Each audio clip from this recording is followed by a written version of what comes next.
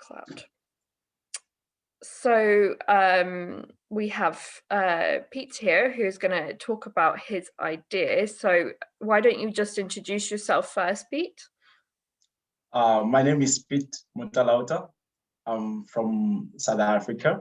I'm currently a final year GCU student doing my master's in electrical power systems engineering. I'm here today as the director and founder of Homies Capital. Great, thank you. And so why don't you tell us a bit about that? So Homies Capital is a community development venture capital firm. And what that means is that it is a venture capital firm that is first a social venture before it is a finance venture. And how does it accomplish? How does it live up to that definition? So Homies Capital recognizes that throughout history and time, businesses that truly make a difference, that change communities, these are the business that is run by Uncle Joe in your community, whether it's a restaurant, whether it's a bricklaying company, or whether it's a trucking service. Those are the businesses that you can know. They employ 3 or 5 people that you can even know by name. And when you follow the history of those businesses, you find that those businesses have been operating for a decent 5, 10, sometimes even 20 years, sometimes 30 years before you were even born. Your grandma can tell you about that business. But what is the challenge with these businesses? While they are the true pioneers that truly hold up the economies in many countries, these businesses are often limited to the small scale of the communities in which they were born. So what does Homies Capital do about this? Homies Capital, being led by me as someone who has a background from management consulting, having worked with Bain, I have realized that these businesses tend to benefit a lot from management consulting expertise in terms of operations, in terms of business scaling, and in terms of connecting businesses with finance. So you realize that those businesses that have such proven models in their communities, if you connect them with proper management training and you equip them with scaling tools and scaling partnerships that will help those founders or family-led or family leaders that have been running these businesses, if you connect them with this corporate expertise, they will now be able to expand their business from Watford into London. And all they've been needing all these years is that one partner to help them scale up. And then now to top that up, we know that for a lot of businesses to grow, now the second part of Homies Capital, it's finance. We connect these businesses now with financial power. And how do you do that? You will know that a lot of business owners, especially family-led businesses with long history and legacy, they're hesitant to give away equity in their business. So what do you do now? How you empower them is you give them what we call invoice financing. You give them what we call purchase order financing.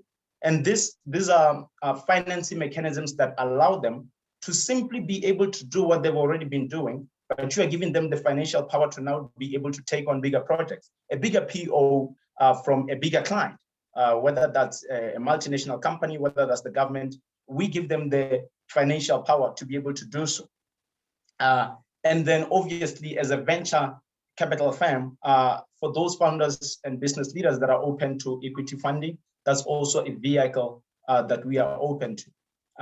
So to sum it up, Homies Capital empower community development focused businesses by first and foremost giving them the training they need to scale their businesses out of their communities, to expand their impact into other towns and cities. And in addition to that social side of Homies Capital, we do offer invoice financing, purchase order financing, which is broadly known as venture debt in the world of venture capital. Great, thank you. So I'll ask some sort of questions to you, but first, what kind of stage are you at with the development of your idea, and what are your kind of next steps? Yeah, so Homies Capital has successfully, I started this business from my dorm room actually in Mauritius, and what I did was I actually went on and built a network of businesses in Mauritius, and I presented them with how I can be able to help them. Well, I had a conversation with the business leaders, And we went on to run a month-long pilot program. It was called an SME empowerment program. And it was focused on giving these businesses strategy.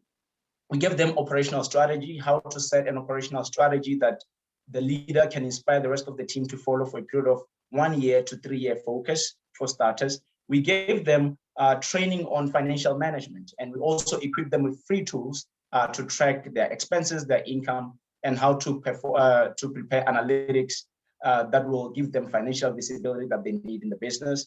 And we also exposed them to a string of technological tools that can just help them promote efficiency within the business.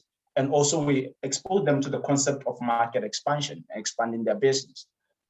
So from the angle of the social impact side of Homies Capital, it has been a tested idea and it has real beneficiaries in the world, in Mauritius. What has not yet been tested is the venture financing side of things, because as you can imagine, that needs a bigger financial engine, which I'm hoping to build.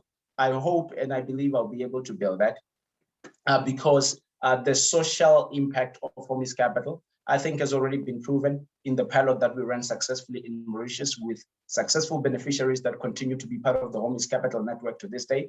And now I'm in South Africa, actually currently having already built a pipeline of 30 businesses in 3 different provinces. And I'm working on a virtual training program that I'll be running with these businesses. And my next target is actually Glasgow. I'll be looking at 10 businesses in Glasgow as well. And we'll be rolling out a training program in Glasgow as well. So Homies Capital by far has proven itself to be a workable model in terms of the social impact side of things.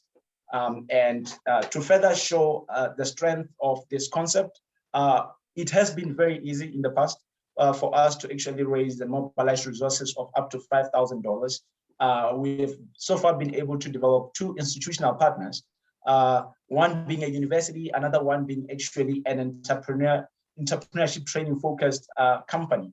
And these have been our partners in successfully delivering the first program. And currently, those are the partners that will also be rolling out with in South Africa. And I believe that I should be able to close deals with partners in the UK as well. That sounds brilliant. Can you tell me a little bit more about your training program that you have, that you talked about, a virtual training program, and what kinds of things you do in that program? Yeah, sure. I've actually pulled up our operational model here. I'm just going to project it on my monitor. Okay. Just a moment.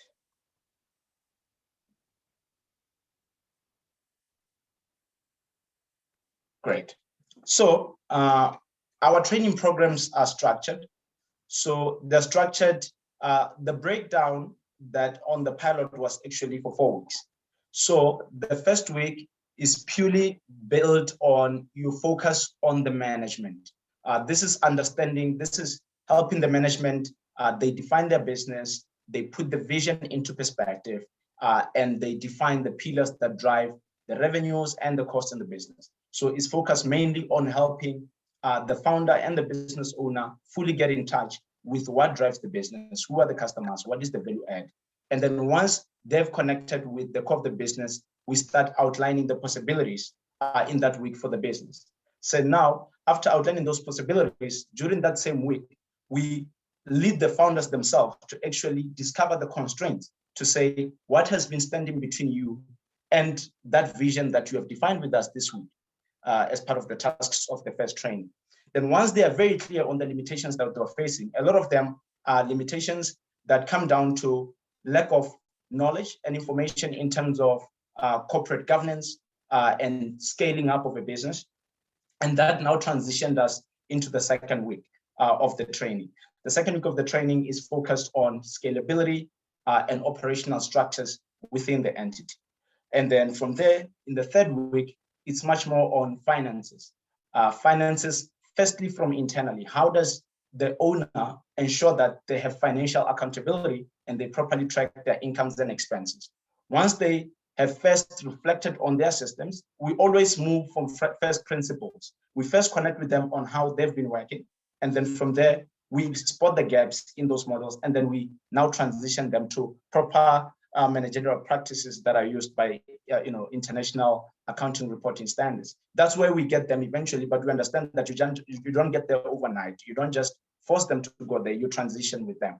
And then once you've gone through that, the last stage mainly is focused on the final week is connecting them with tools. So with every lesson that we have given them along the way across corporate training and business training, we now connect them with free tools that they can access digitally and the ones that they can install on their phones. We prioritize the ones that they're actually able to install on their phones. Because while a lot of business owners, especially in communities, are not super computer savvy, or let alone, they don't actually value sitting in front of a computer very much. Most of them are very field driven. They prefer being out there and getting things done. But their smartphone is something that they're always carrying with them because they believe in the power of the smartphone. So we actually promote tools that they are able to use on their phone to run their business. So once we give them training of those digital tools, and then after the training program, they will still have access for support. But the idea is we try to promote them being independent on their own as much as possible. And then from there, on the concept of financing, we have also wrapped up the session focused on the funding sources that are available to them. So just advising them that while you're doing all of this well, you can now transition into these financial vehicles that are open and available to SMEs in Mauritius, in the case of Mauritius. And in South Africa, we also have a database of SMEs that of institutions that offer SME funding at various market rates. So this is from the case studies of what we have been doing so far. I can expand a little more into how the vision I have for the venture debt financing model that I want to build into Homies Capital as the business gains more support and funding from external sources. That's great, thank you. So you said you were you could venture more into the other side of the business, but before we do that, I think it would be a good idea to hear, like, what was your idea? Where did the idea first spark in your head? Like, when did you first think about it? Was there something that happened that you thought, oh, this would be a great idea? What was the background story? Yeah, I care very much about leadership. I care very much about impact and making a difference. So, as I've said, I'm an engineer by training. However, I actually find great fulfillment as an individual from community work. And from the very early ages, this was in 2017. So in 2017, I took a course in applied psychology as an elective module. And for the paper that I was writing, I was thinking, I've realized that a lot of development, this is my hypothesis, is that a lot of development around the world is held back by mindset. That was my thinking. It was held back by mindset that a lot of people in a lot of economies around the world, they believe that there is a certain higher source that should provide them with employment and that should come to their communities and provide development.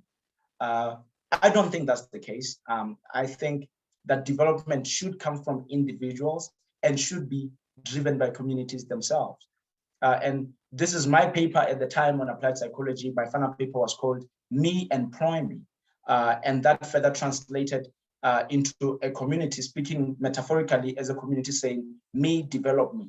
So combining the concept of me employ me and me develop me, this is when the idea of community development focused venture firm came about, that I'm going to be working with individuals in communities that are business people to actually drive employment for those communities, and as well as to drive development for those communities. I mean, it goes without saying that a successful business in a community might be a restaurant, but it starts stimulating supply chains into that community, infrastructure development into that community. So this is where really the idea came from. And since 2017, the idea has been taking form. And then it was a theoretical paper research in 2017. And in 2019, it successfully became a pilot that I tested on the ground in Mauritius. And I'm very excited to actually commit my life to working more and more on Homies Capital and seeing how far it can impact the world. That sounds great. Can you tell us a little bit more about like what your kind of next steps of development will be? And you were kind of talking a little bit about the other side of the business, and maybe you can tell us a little bit more about that as well. Yeah. So firstly, just so to understand that, while the goal is to make the financial service side of Homies Capital very strong, to actually have tangible, multi-million assets, ultimately billions under management under Homies Capital that I can, together with my team, distribute to these businesses that we have in our pipeline. I'm very satisfied, and I find a lot of fulfillment in the pipeline that we have built so far and continue to build. That is a pipeline that is purely focused on identifying high impact businesses in communities around the world, whether that be in Mauritius, South Africa, Glasgow, training these companies and inducting them into our network and letting them know that we are there for them. Whatever they need for their growth needs, they can always reach out to us, as they do currently, the ones that are already in our pipeline. So with that model alone, Homies Capital currently in the next step is actually scaling this model into Glasgow, identifying high impact businesses in the Glasgow community, training them and inducting them into the Homies Capital network and doing the best that we can to help them take them to the next level. So that's in terms of what is next. And I mean, the operations that goes with that, we already have a repeatable model at this stage. We have a core team that is responsible for operations, partnerships, and marketing that drives those efforts. So in terms of the rollout of that, we already have an experience in terms of how to do that. It's just a question of now implementing it in the Glasgow community. And then with that being successfully completed, those businesses will be inducted into the Homies Capital network. Now, how external investors that are very excited about this idea and the impact it has come in is them now coming in and saying to us, you have this pipeline of businesses that trust you, that have worked with you, and that have a relationship with you, and that through various non-disclosure agreements, you already have a visibility on how these businesses operate, and you're able to recommend the right instruments for them in terms of financing. Now we can trust you with this money to accordingly allocate it to these businesses based on predetermined criteria of Homies Capital that tell us what business actually qualifies for our invoice financing financial offering, which business is more suitable for a purchase order financial offering, which business is more suitable for venture debt, and which business is more suitable for equity funding, and which business is better off with us simply recommending it to a third-party SME market rate lender.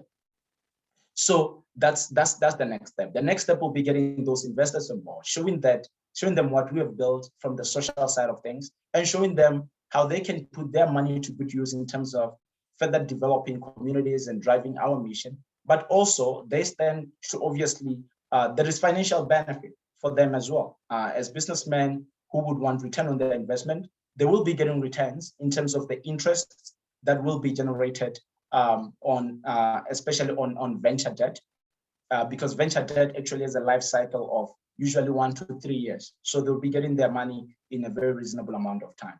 And then when it comes to invoice financing as well as purchase order financing, I mean, these instruments are also not long-term. A company gets a purchase order to actually deliver on a project that they can afford, and then we help them procure those materials that are needed. And after the development, the delivery on that project, the revenue comes in, the purchase order is being paid off, and we will be engaged in profit sharing as well. So this is us now making a payback back to our investors. They will be making returns through that vehicle as well. And the one that is a little bit of longer term, depending on the appetite of the investors that will be putting money into the financial engine of Homies Capital, will be those who have such an appetite. For businesses that are ripe for equity funding, we will also be offering that as well. That's great, thank you. So just a couple more questions. So the next one is just, can you tell us a little bit about like difficulties or kind of road bumps that you might have had along the way, just to kind of give us an idea of what sort of challenges you faced trying to do this? Yeah. So the initial challenge was actually realizing that this kind of business is not very easy to reach out to founders digital in the very beginning. What was very successful that we've seen was ground operations, actually reaching out to these business owners, visiting their store, getting a feel of their coffee, drinking their coffee before you talk about their coffee business. So what that does now in terms of a challenge is that it kind of slows us down in terms of how quickly we're able to reach out to a lot of business owners, because that relationship building side of things is really what gets us going and builds trust with the business owners. And that has now become even particularly a challenge now, given the current circumstances of the world. So yeah, I would say the relationship building side of things tend to slow down uptake in relationship building. But once trust is established, we realize that relationship building process is actually necessary for the long-term relationship we need with the business owner. And how do I mean by that in practical terms? I mean, with the pilot, we ran the pilot for actually 1 month. As we scale up our operations, we will be actually running training programs over 3 months. We mostly only run them on weekends, strategically, so that the business owners can continue focusing fully on their business during the weekdays. So now, if we don't have a good relationship with the business owner, you can imagine that they might come for the first training session and give excuses for all the remaining weekends. So that relationship building process was very difficult and slow, but proved to be very fruitful once the program began, because there was a sense of loyalty from the business owners to Homies Capital, and greater understanding of why it was useful and beneficial for their businesses to participate throughout the program. I wouldn't say we had a lot of challenge with financing. It was something that so far with the programs that we ran, we had to do, but the sources that we reached out to for funding actually understood the concept, embraced it, and were very supportive. But I would just say it's just raising funds is just part of the operational tasks that we embrace. And even with our participation in this program, I hope that we will be able to raise more funds for the programs that we want to roll out this year. And then another challenge that was in terms of time, in terms of personally, balancing my studies with Homies Capital, as well as the team members that I recruited. So there was a little bit of time constraint on our side as well.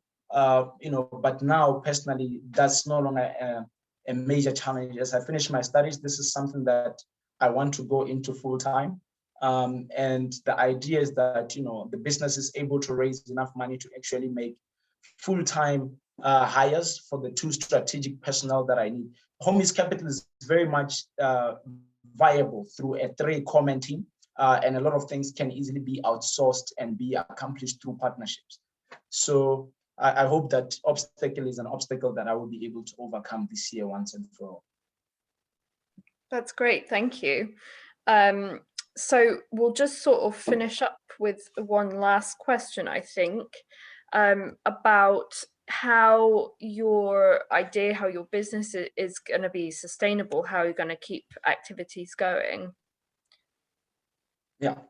So in terms of the operations of programs, especially on the social side of things. On the social side of things, we are mainly driven by our partnerships with social impact investors, as well as the grants. We think the social meaning and the social impact of Homies Capital is very clear. And we believe that we will continue to excite a lot of change makers and social investors to continue investing in our training programs to the benefit of community-focused small, medium enterprises. Now, that's to deliver the programs. In other cases, I have never taken a salary or even a cent for myself out of Homies Capital. And moving forward, in terms of the people that work, to be able to support the livelihood of people who will be working for Homies Capital, my hope is that actually it should never come from the social impact investors and the grants. My hope is that ultimately Homies Capital is actually able to attract investment from investors who will be now focused on the financial side, the financial service side of our business, and then through the management fee of that capital that is now under our custodianship. I mean, it's very normal in the world of venture capital for a 1.5% to 2% management fee of the capital under management. And through that, we will be able to support operations, pay the wages. However, that's for the sustainability of talent, talent that works for me. But in terms of driving the impact of the social side of things, I think the business will continue to be viable with our social investor partners, with the social investors that are keen, with the grants, and our institutional partners that are very happy and keen to deliver the program and trainings at no cost for us as an institution. That's great. Well, thank you very much. I am just going to stop record in a moment, but it's just whether you want to add anything before I stop. But don't feel you need to. Well, I just wanted to say thank you very much for the opportunity to share my business and present my business to you today. And I really hope this is the beginning of a new journey in my expansion into the UK. I really hope all the organizations that are behind this competition will come along with us on that journey. And thanks for creating this platform. Thank you. Thank you. Thank you very much. Okay, so I'm just going to stop.